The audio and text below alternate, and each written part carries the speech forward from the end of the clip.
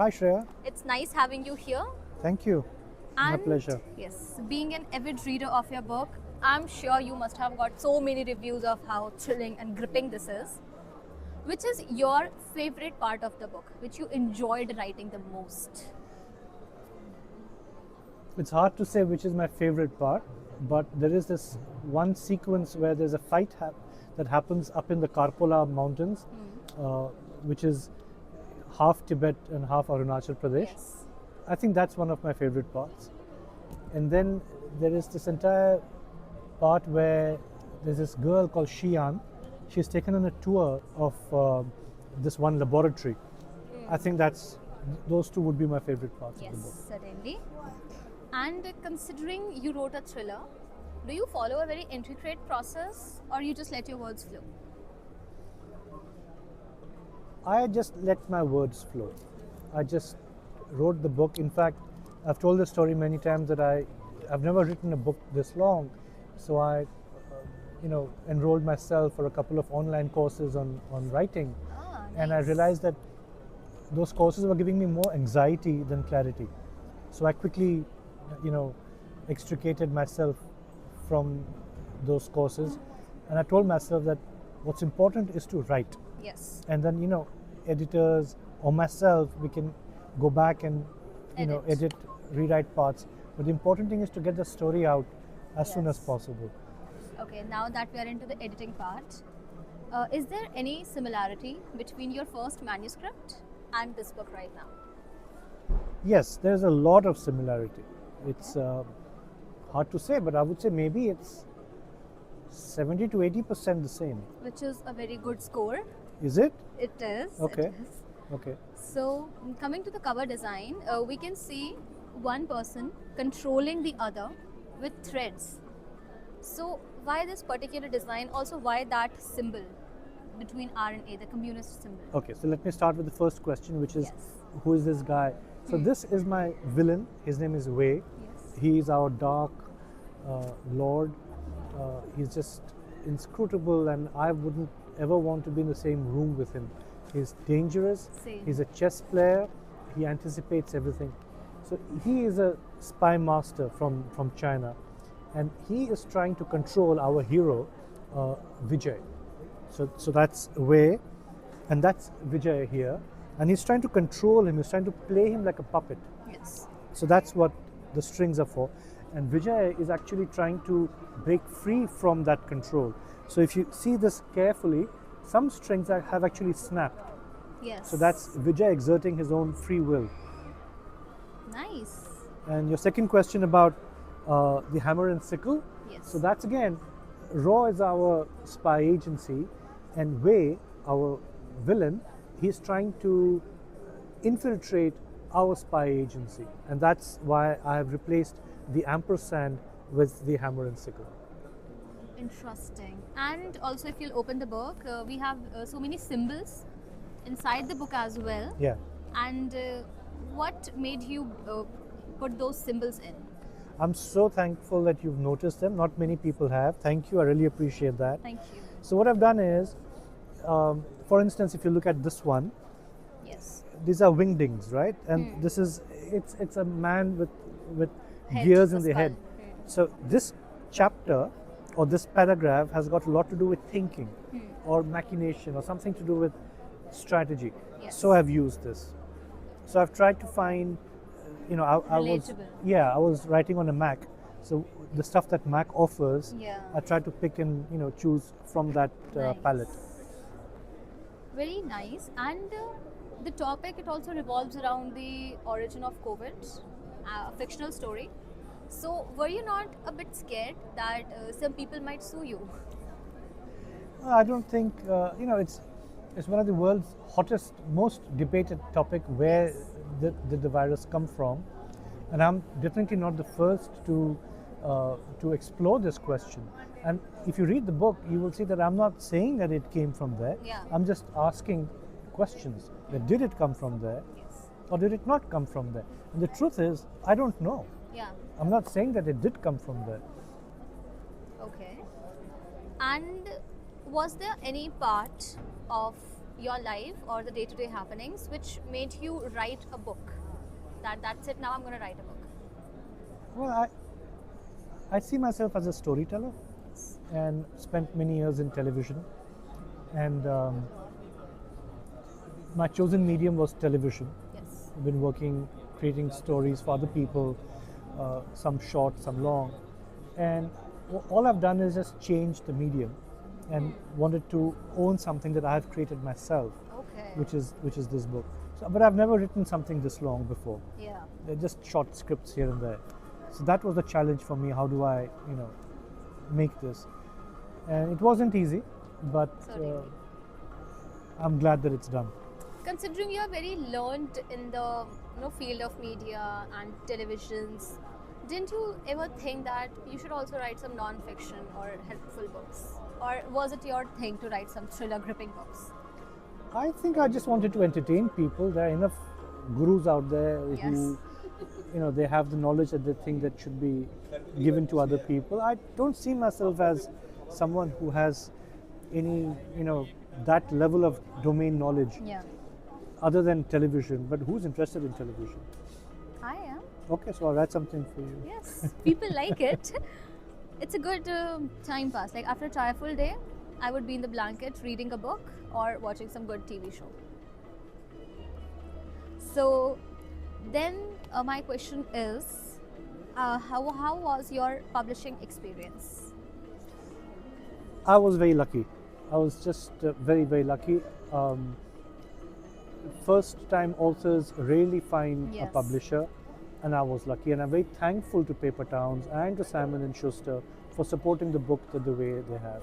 I wouldn't be here today, sitting here talking to you, if it wasn't for Paper Towns. And I Yes. really want to thank Manik. I don't know if you're sitting here, but the entire team at Paper Towns, they've been really supportive. Also, you have a good book, Thank you. so that also counts. And I had one question: how many months, weeks, or days it took to research for this book? That's a very good question. How long did it take to research? So actually, it was more research than writing. So I've said somewhere before that it was 2 parts research and 1 part writing. So, but my research is basically done on Wikipedia Yeah. and other available sources online. I've not felt the need to go and buy any book to read. Everything is available online. Yes. Yes, for to understand the inner workings of our spy agency, RAW, I did meet some people who have previously worked in RAW, Okay. and I'm very thankful to them. They know who they are. I can't name them. Yes. We can't. Okay. And are you influenced by Tibet? Because we see a lot of Tibet in this book. So why that particular place? I am actually heavily influenced by Tibet. When I was growing up, I had a lot of Tibetans in my school. Okay. Not in my class, but in my school. But it's a very small school, so we grew up together. And later on in life, I think it was in my early 20s, I had the good opportunity of being blessed by His Holiness the Dalai Yes. Lama. Okay. That had a life-altering, that was a life-altering event for me. And also, when we grew up in the 80s and 90s, Free Tibet was a very big thing. There were car stickers, and people often spoke about how Yes. why Tibet should be free and what we can do to help it in their cause. And I just felt that narrative has completely disappeared from our discourse today in public life. And I wanted to use the medium of fiction to bring it alive again, especially for the younger generation. Yes, because So- we did not know Tibet. So people like you may not know that India is maybe the only country in the world which, within the confines of India, we have allowed another government sanctuary. So the Tibetan people, they have a government in exile which operates out of Dharamshala. Okay. It's unbelievable. It is. And that's the reason why I wrote this, so that the story resonates with people, they come to know about it. In my own small way, it's a little attempt at shedding light on the Tibetan cause. Very interesting take. I might do a bit research now. And what are your top 3 books that you would recommend to anybody who's watching this? Top 3 books. Tough to say. Any book, right? Any books? So one would be the Almanac of Naval Ravikant. Naval I love Ravikant, I that have book. that book. Two would be The Golden Road by William Dalrymple. I love that book. 3 would be Anarchy by William Dalrymple.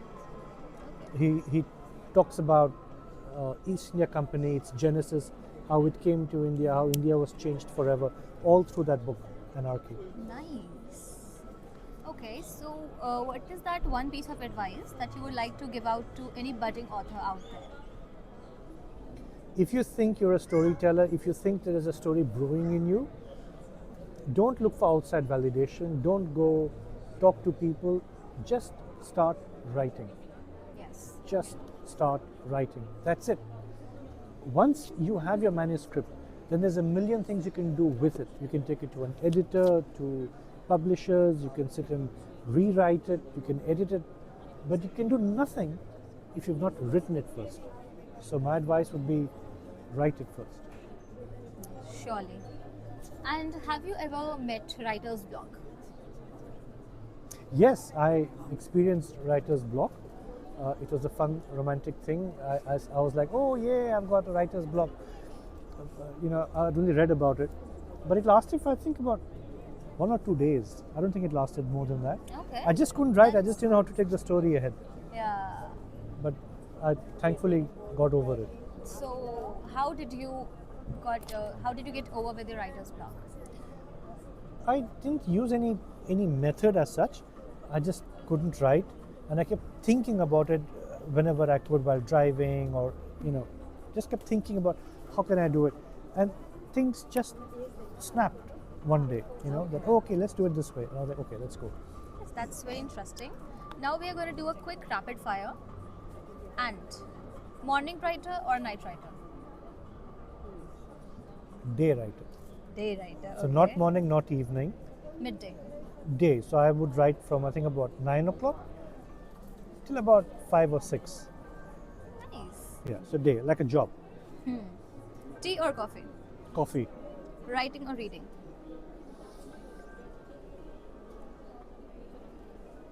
More reading. Reading.